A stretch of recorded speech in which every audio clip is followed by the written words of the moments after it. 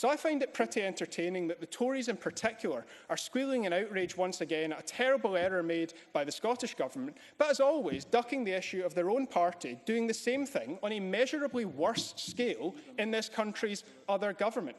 To be calling for John Swinney's resignation, but apparently have full confidence in the disgraced former Defence Secretary Gavin Williamson, really does take some brass neck.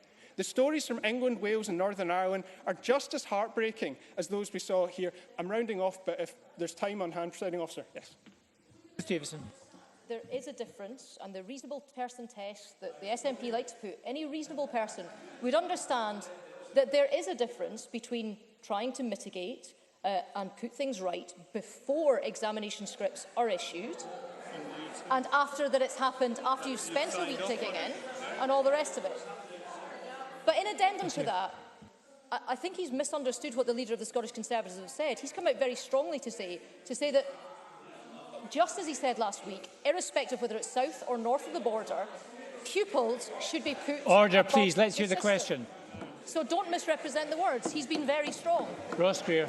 I hope I get my time back in hand, Presiding Officer.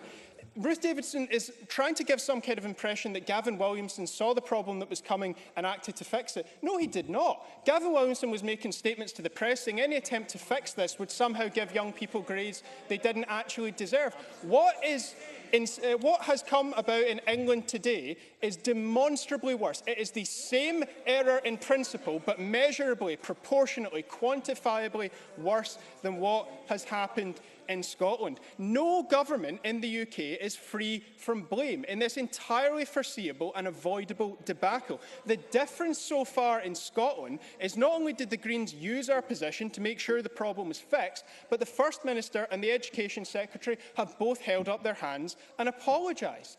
That doesn't undo the damage. They have a long way to go before that's the case. But if there's one thing that I can't stand in politics, it's hypocrisy. And looking around at the two-faced positions of other parties in this Parliament today, I see more of that than I do a sincere interest in the best interests of our young people. And the Greens will have nothing to do with it. Thank you.